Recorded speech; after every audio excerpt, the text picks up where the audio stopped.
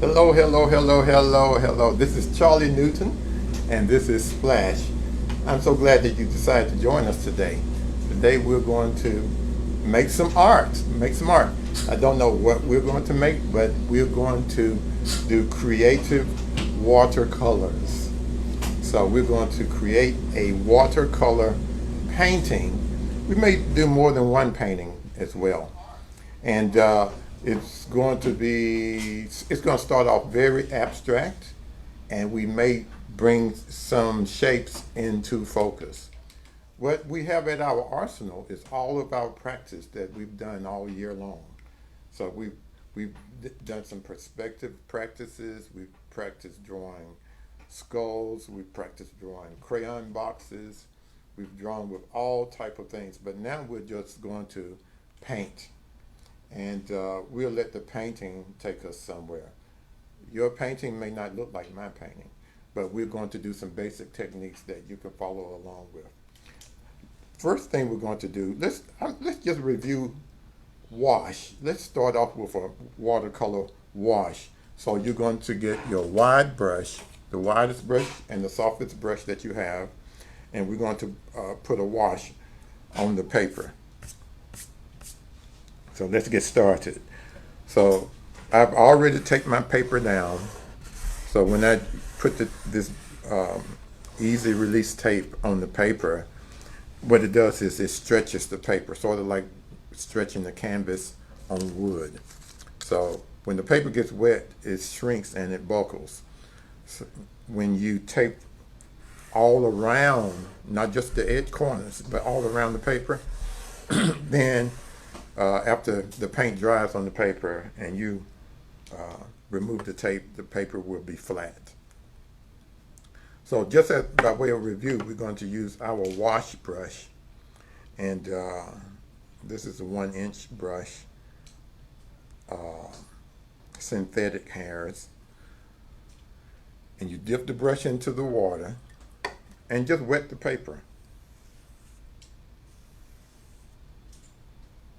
Now, a traditional way of painting is we would start painting uh, while the paper is soaking wet. So now that we're wetting the paper is going to shrink. And once the paper reaches its shrunken size, once it dries, it will stay that size, actually.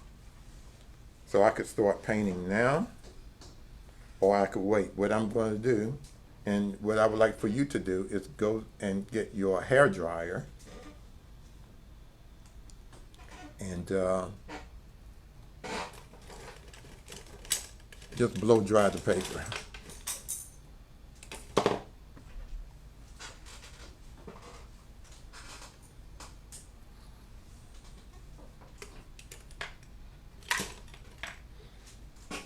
Now we're what we artists like to call it playing. We're just playing, and sometimes it's when you're playing is when you come out. That's when you come up with some of your best ideas. So we're just playing.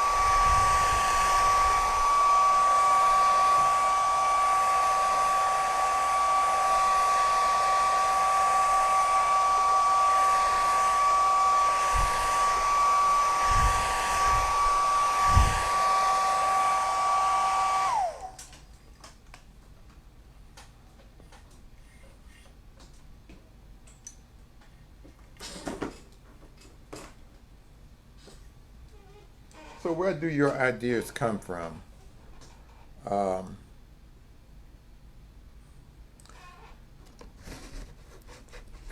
I don't know where my ideas come from. They come from everywhere. I was just thinking about so many things while I was blow drying the paper. I had several ideas,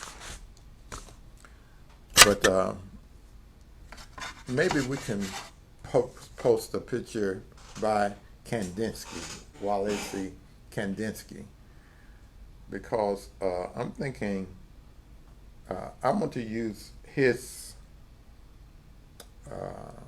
practice or his philosophy about art. And what he was doing was looking for a new way to express himself in art other than the traditional way. And his art, he thought of his art as being spiritual. I think it is. But also, it sort of brought the arts together in that the same principles that one would use for music, that was realized in his art. I don't have, maybe the next time we'll do a painting with some of my Japanese brushes. But for now, I'm going to use this round 14, number 14 Sablet brush. It's not a sable, it's sort of like a synthetic sable. And you see it's not straight. I have another, this is what it should look like. It should be that straight. But I left it sitting in the water, and it changed the form of the brush. But I like that because now I don't have the same type of control. And I want to use a loose brush. Now, Japanese brush is much softer, and you have even less control.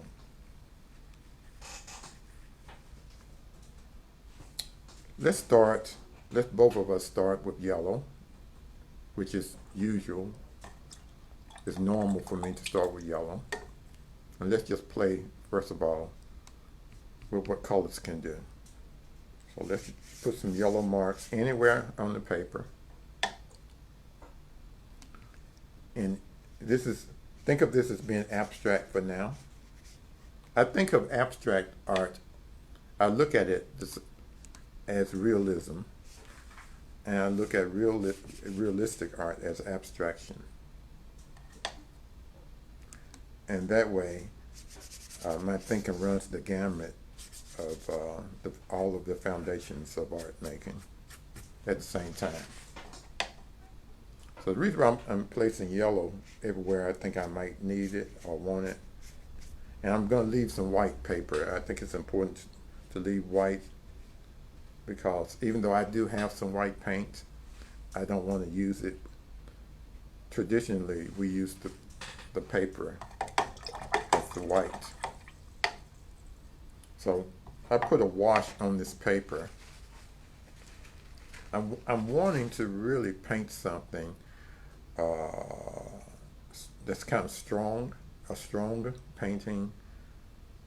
So I'm using my right brain thinking, my subconscious mind, and we're doing some free association painting. If you understand if you know what abstract expressionism is, think of it as abstract expressionism. Now, just for fun, matter of fact, I'm going to get a smaller round brush. I'm going to shake my brush off in the water. I'm going to try to reshape the brush now. See, I just reshaped it. I'm going to put this brush away. I'm going to get a smaller round brush. It's soft. I want it to be soft. And let's dip the brush in some blue. Let me show you all the paints, all the colors that I have at my disposal. These colors here are murky. It's when our Splash Kids used this tin, didn't clean it up, but I'm going to use the murkiness of this in the end. So let's just get some yellow and just see what happens.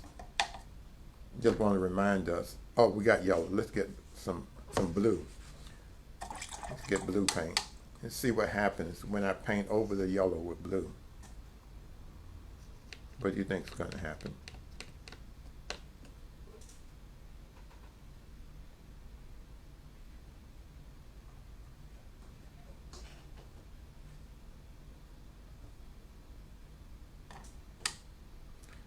Now, I want to paint fast, but I'm going to resist painting fast. So the blue remains blue when it's painted on the white paper. When I allow the yellow to show through, you get these green-like images. But if I actually mix the blue with the yellow, then it turns, I just put a little pressure on my brush there, and you can see it turns a blue-green because there's more, it's blue-green because there's more blue than yellow. So now I'm going to go to my murky colors and do something that I haven't done. I just want you to remember that things happen when you paint a color over another color. When you're doing overlays, usually you want to use the lightest color first and then go to the darker colors. So now I'm going to use a yellow ochre that has probably some purple, some of this purple probably mixed in it. And I'm just going to start applying some paint.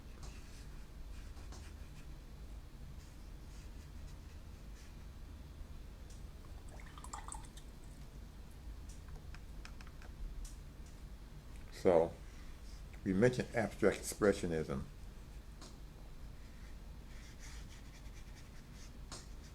In the 50s, American artists needed to find a style that would be different than the European artists. And so they wanted to reject traditional art. And that would be the art that we think of as representational art.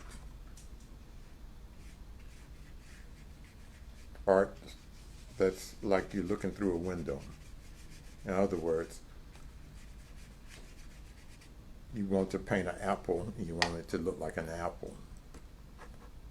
Sort of like mimicking photography. So they rejected that. And now the art was going to be about the medium that you're using.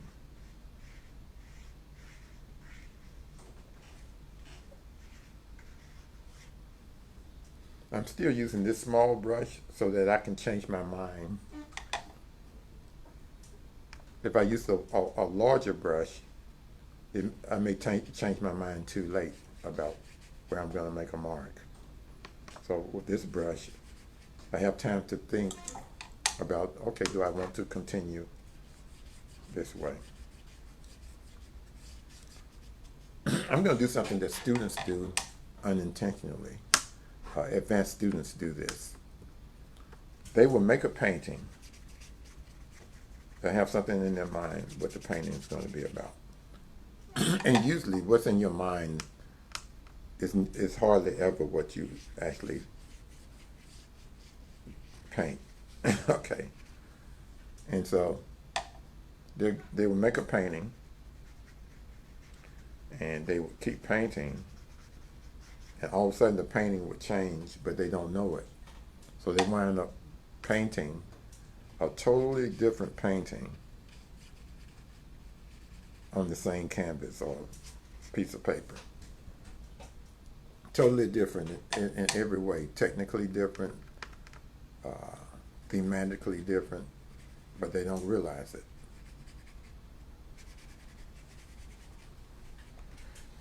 But this time I'm going to do it on purpose. I'm going to put maybe 2 paintings on here on purpose. 2 or 3 paintings, maybe more, so that you can see the different possibilities. So if I didn't want to have 2 or 3 paintings, but if I want to maintain my original idea, I, I would focus on the particular technique that I'm using.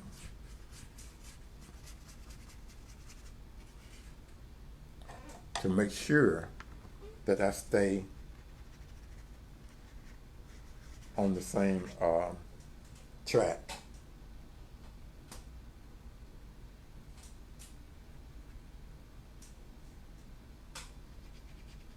And not lose the painting. But this time I don't mind. I'll lose the painting on purpose. I'm going to change colors now. I'm going to actually go to a green. I'm going to use the green. Matter of fact, I'm going to start with my murky colors. And the reason why is because it's going to force the picture somewhere else.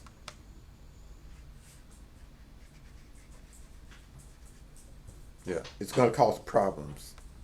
And art making is problem solving. It's kind of like math. It's all about solving problems. I'm going to get a wider brush.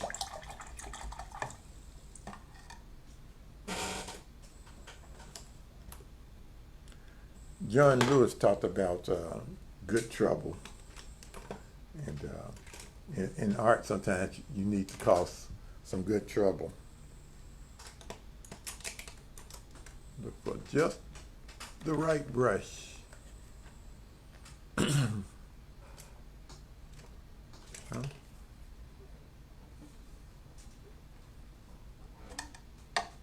Go back to my large round. So you see, you can use any colors that you want to. You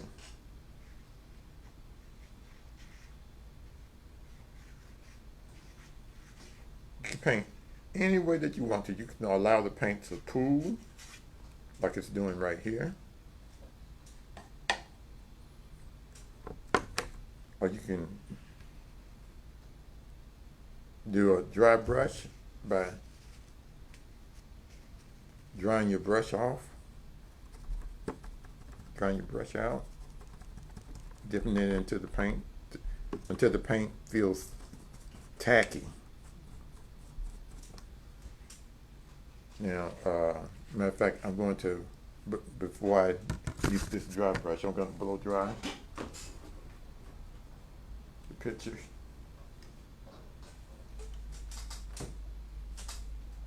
And we're just hanging out, making art, so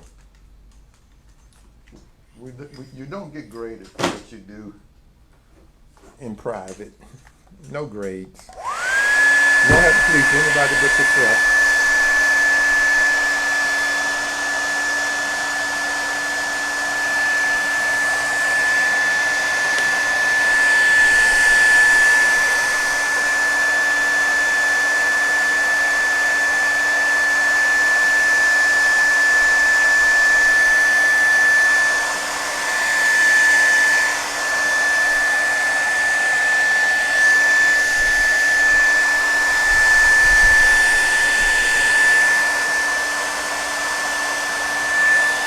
Now, the blow dryer can be used as a brush too. Air can be used as a brush. I'll show you in just a second. But first I want to show you the dry brush technique. You see that?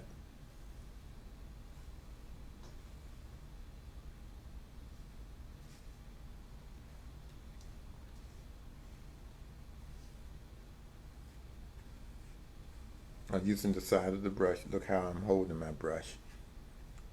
I'm not pressing down hard, I'm lightly touching the paper.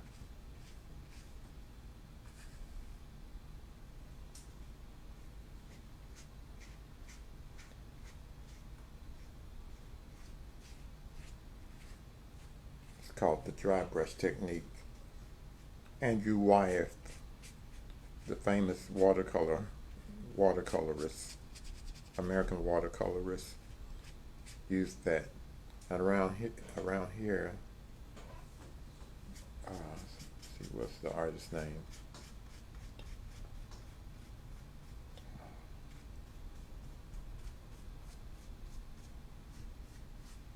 come to me.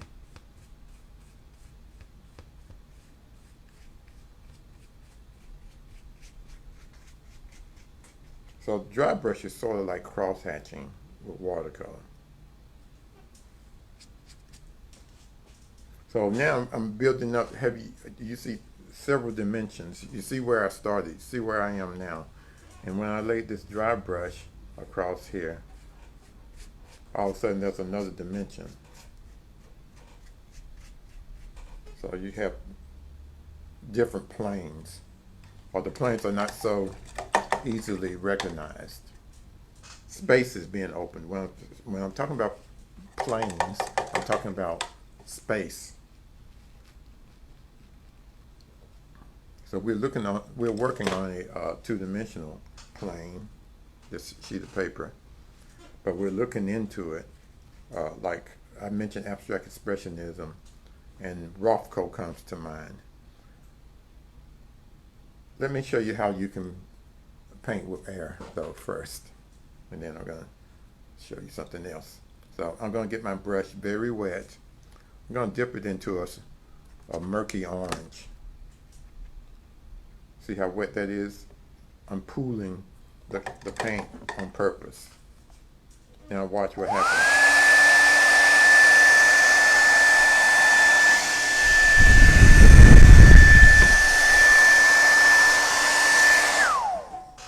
So the air is the brush.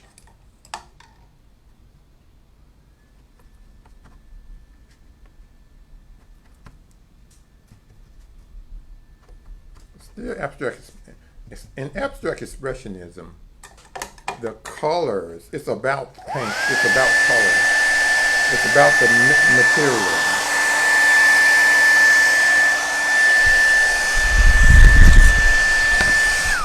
So the picture plane becomes less important, the picture plane, but becomes more important is the support. What is the support? Paper.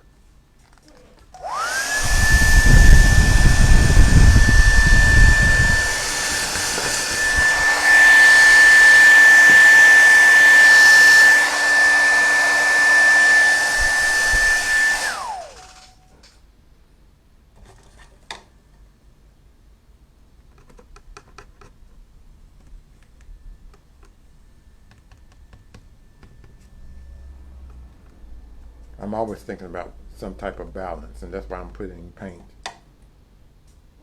here. So it's very symmetrical now.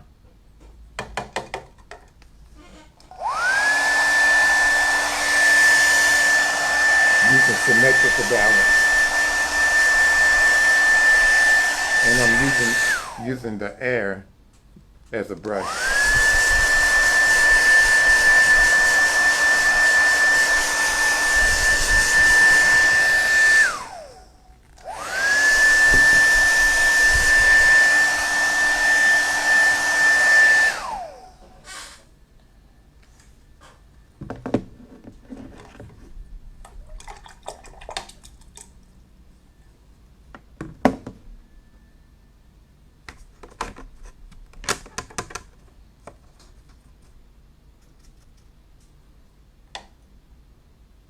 Now, you and I, we are both unique. I'm going to do something like this. We are unique. So we have a certain way of approaching our art, and that's fine and good.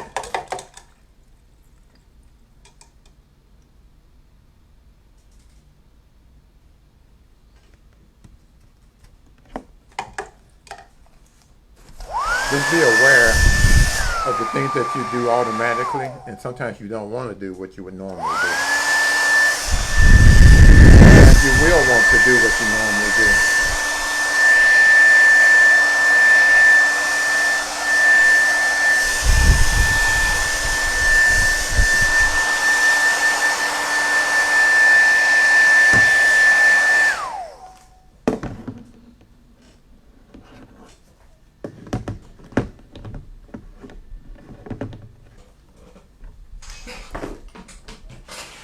Now, right away, what I want to do, and I may end up doing it, I may want to see if I have any white gouache.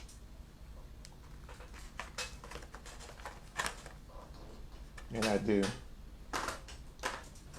Gouache is very thick and very chalky. And in the end, I may go back with white gouache in some areas. But first, I'm going to do something else. First, what I'm going to do is start playing. I'm going to get a small brush, a small round brush for detail.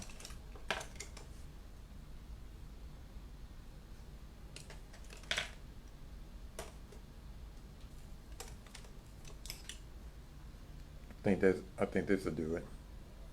This is number 2.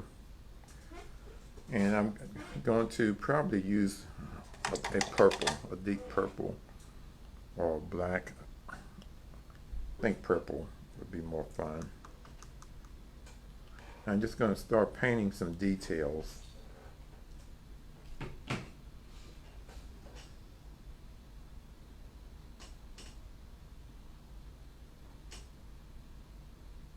I'm actually drawing, okay?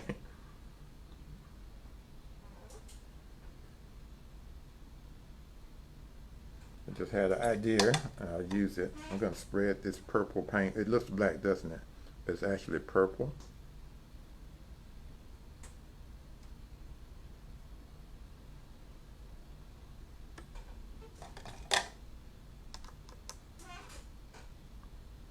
Because this dark purple next to the orange looks black.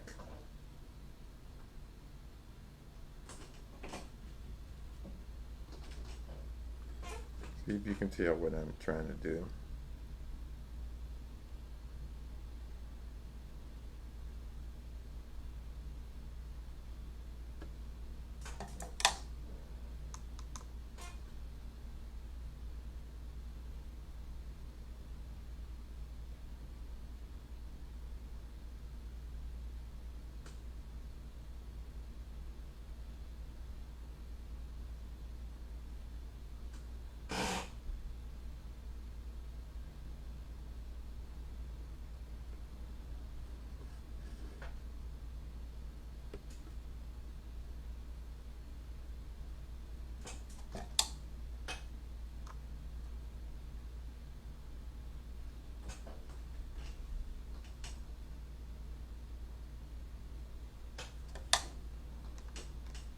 I'm painting with the full hair of the brush, not the point. Even though I have a small brush, see how I'm laying the brush down?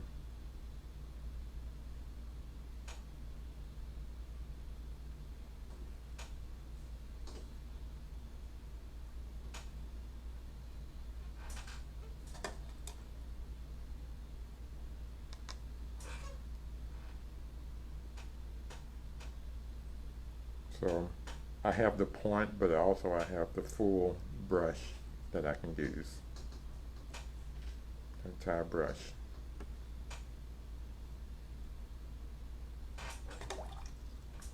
So I don't want to get too literal.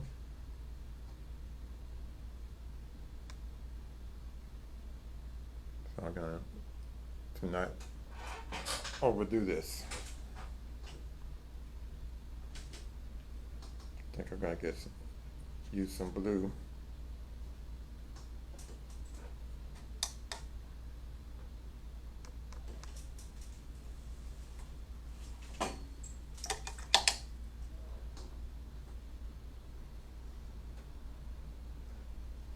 So now I'm on to the, I guess you could call this either the third or the second idea, second or third idea.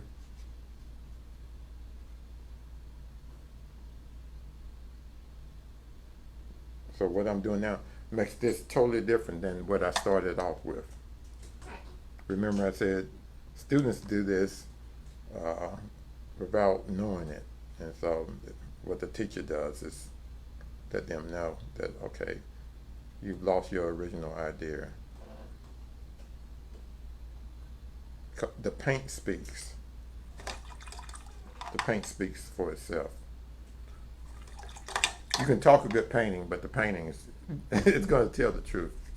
And that's why I suggest anyone who's serious about art, you should take some art classes from someone who know what they're talking about. This is white watercolors that I'm placing in here now. I'm going on to something else now.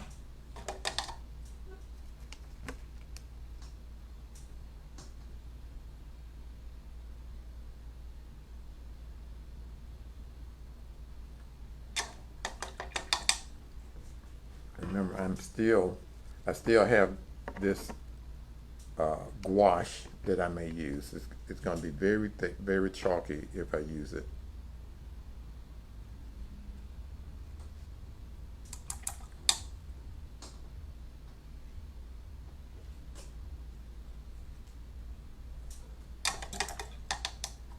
And I'm probably going to use it because I just like to see what it would look like.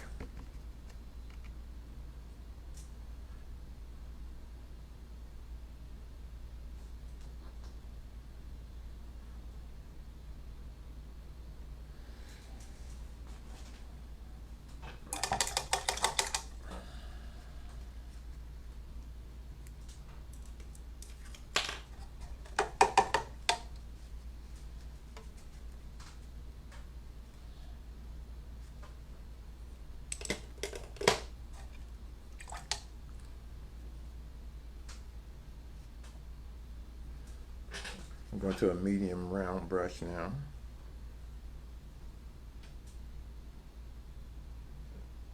And I mentioned I was going to use blue. So I'm going to get the blue. And I'm not going to use the murky blue though. I'm going to use the electric blue. I call it electric.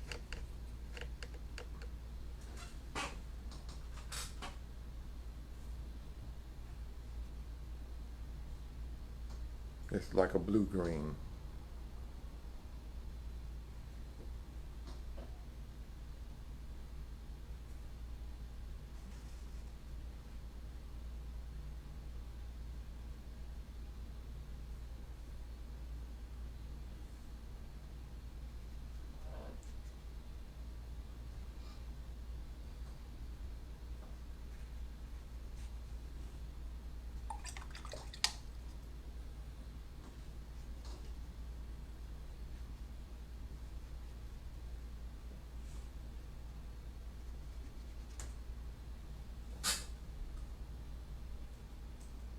So now is the time for me to start using white.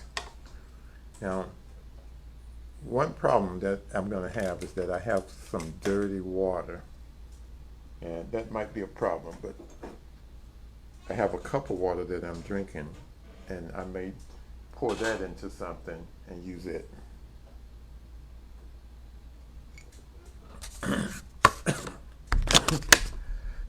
I'll pour it into a top, or I could pour it into this plastic cover. I could pour it into this top. So get creative, stay creative.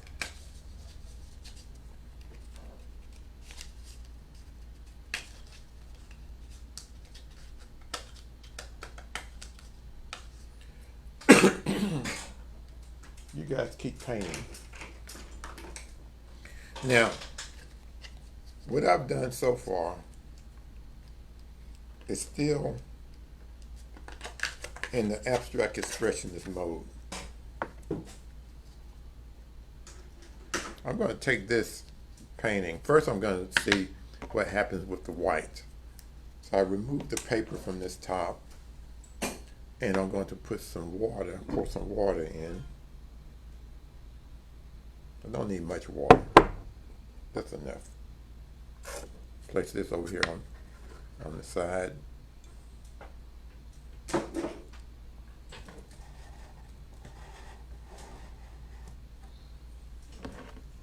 And I'm going to squeeze out some of this white gouache. I guess I'll squeeze it out onto a plate. I'm gonna, oh man, I don't have much gouache in here at all. It's almost empty. Let me see if I have some more. That's okay. I'll just do something else. Um,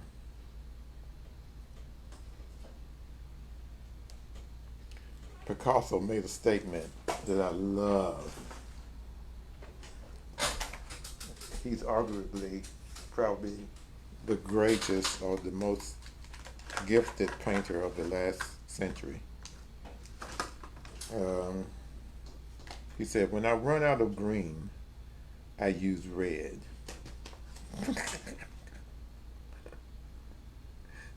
Now that's a cool statement.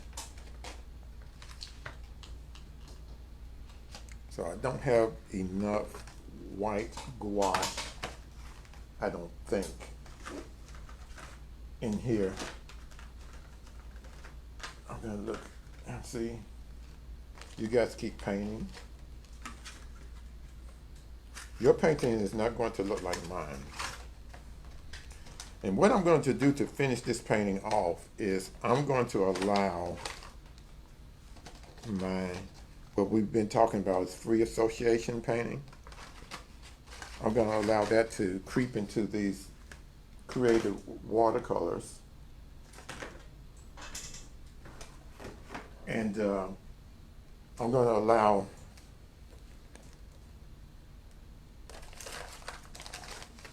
what makes me and what makes you unique as an artist, whatever that is, I'm going to allow that to happen. I have a whole lot of watercolors in tubes as well here, and I may have some white in there. So whatever makes me an artist, I'm going to allow that to happen.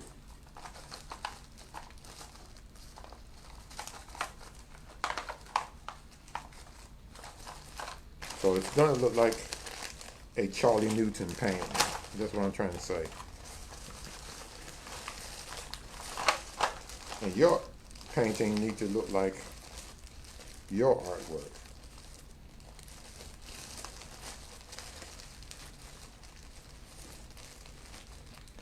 So I'm going to go back with these dark, murky colors and see what comes out. I've been looking for white and I can't find it. So I'm going to do a Picasso. When I can't find white, I use black.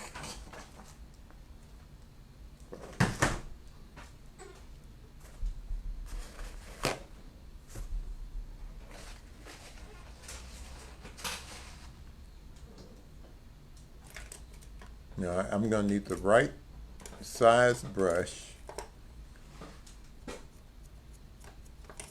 the right firmness. I think this brush is going to work. This is a Filbert. It's pretty firm, and it's a Sablet as well. So it's like a synthetic sable brush. And let's just see what happens here.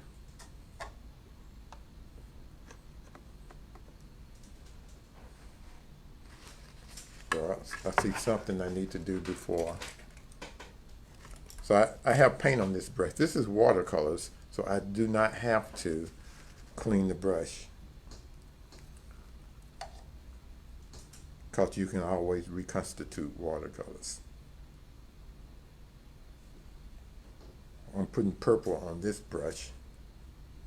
I want to show you something that I see.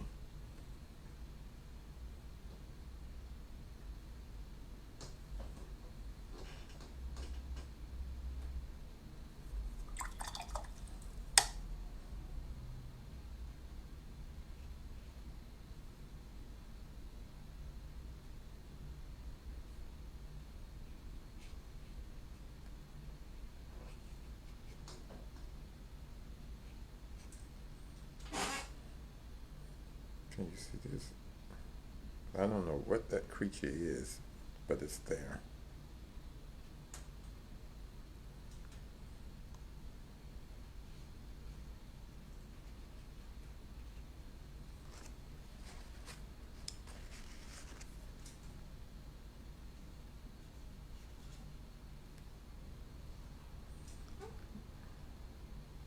Thought that thought this color was black, but it's a dark green. Okay.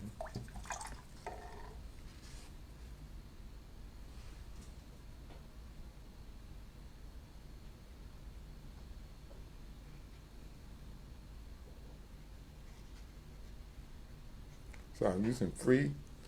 We've been talking about free association or right brain thinking or just being creative. However, your emotions play a part in it. And I'm allowing myself to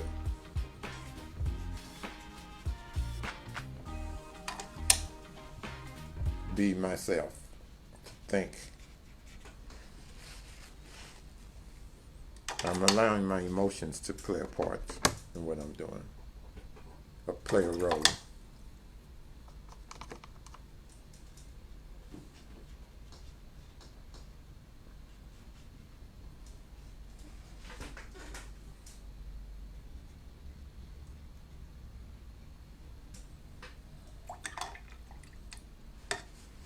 I mean, somebody asks you, what is that?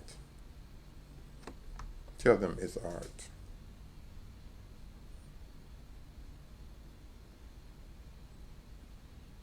Unless it's commercial art, it is not your job to think for somebody else.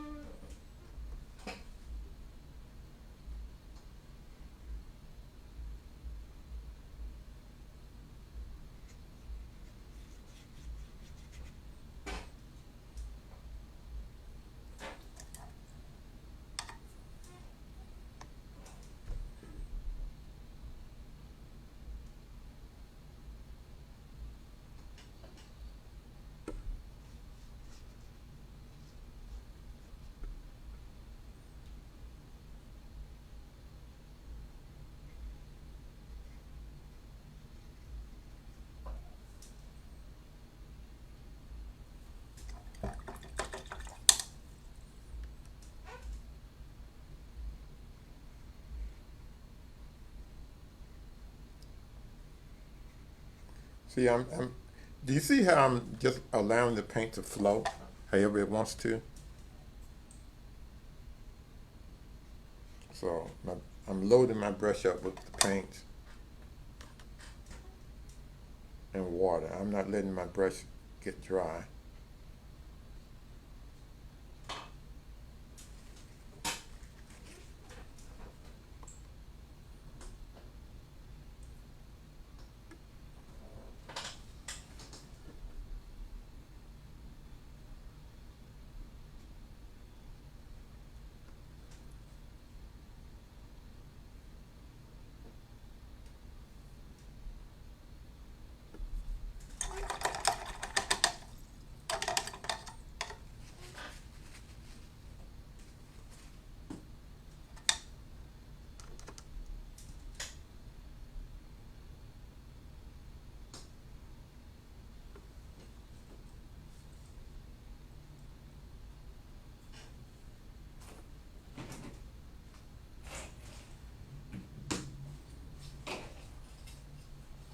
So as you can see now, I have a completely different painting on here. See how the painting keeps changing? Remember, I'm doing this on purpose.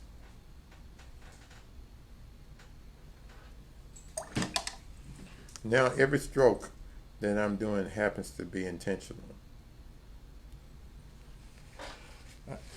I'm saying, what do I have here and what can I do with it?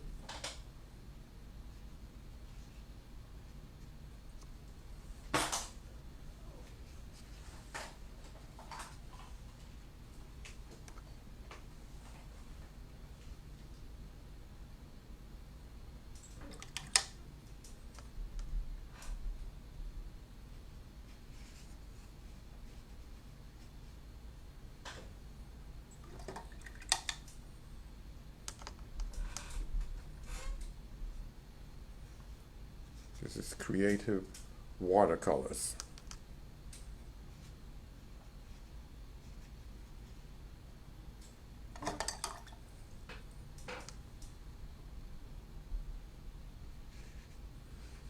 So I could have just stopped with the Kandinsky-like beginning that we had. I could have left it there. Then I decided, okay, let's go to something else. And then I kept painting, and then it began to be more abstract expressionist, which was more about the material, including the piece of paper itself and the rectangle, the two-dimensionality of the work.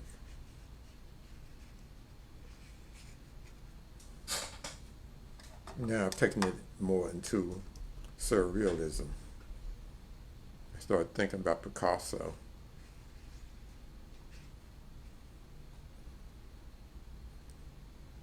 But through it all, I want this to be beautiful.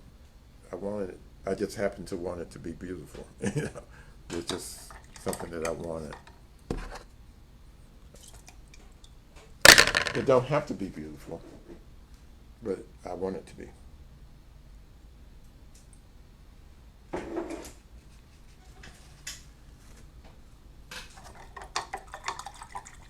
So the painting has painted itself. Now all I have to do is finish the painting.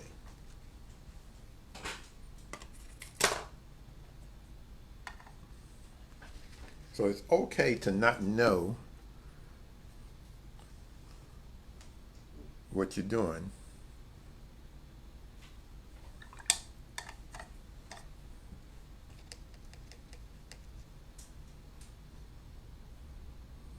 I'm using the same blue that I've used before. I'm not using too many different colors.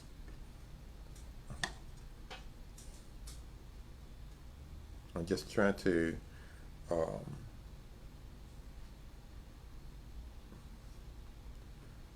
use whatever colors I've been using to the greatest extent to benefit the painting.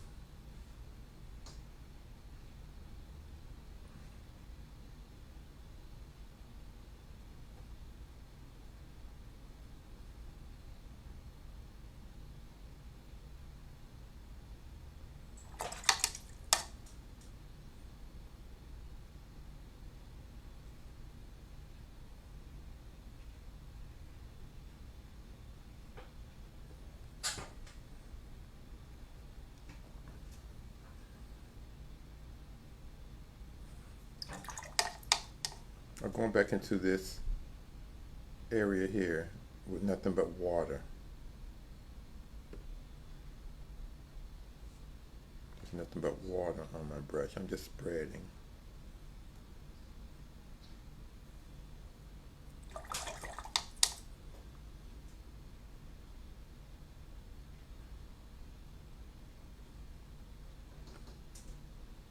And blending and spreading so it's not so brittle.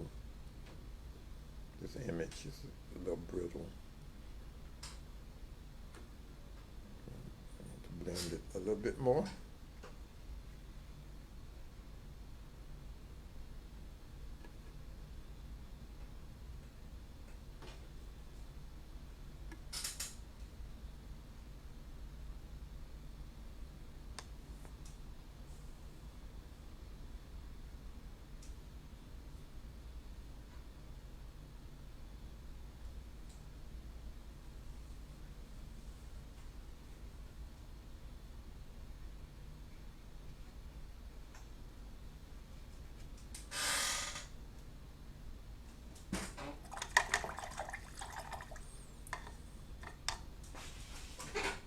So if someone asks you, what is it? What do you tell them? It's art.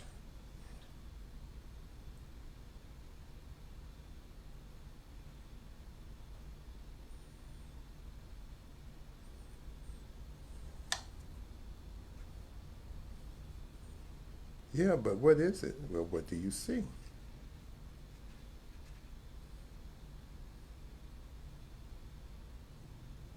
Then they begin to tell you what they see, and they tell themselves what it is. Because what it is to one person may be different than what it is to another. And what it is to that person may be different than what it is to you. Which is perfectly fine. Matter of fact, it's great when that happens. Many times people show me things in my work that I didn't know was there. Now, just for fun, I want to do something bold, so I'm going to get some red. I just like to do bold things with my work, so what can I say? So we get this murky red here. I love contrast. And everything in between the contrast, the range of colors that may be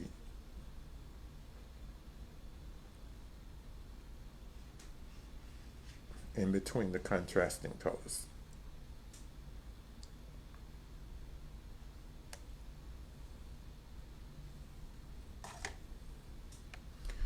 A lot of things you need to think about too, shapes. You notice now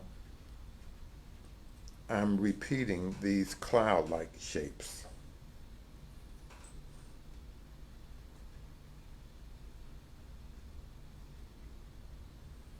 And that causes hopefully that helps with what we call unity. Hopefully. One never knows. Remember I said, what you intend to do or what you set out to do may not be what actually happens in your painting. That's the kind of stuff we learn in graduate school. But I think the sooner you learn that, the better. It was hard for me to learn that because my work in graduate school was always thematic. I had a theme. I wanted to make a certain statement.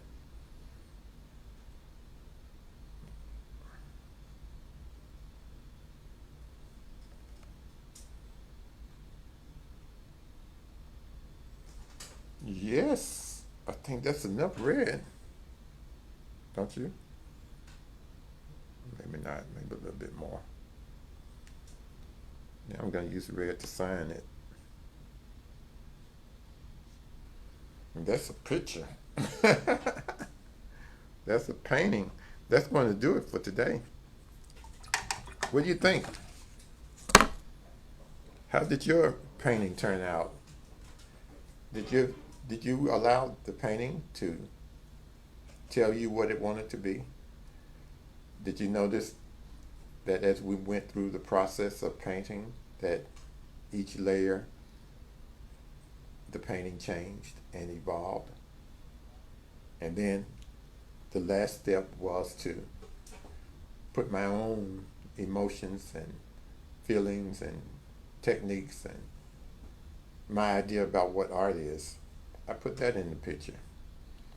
So now it looks like a Charlie Newton painting. Does your painting look like, what you did? What your feelings and thoughts and emotions are about?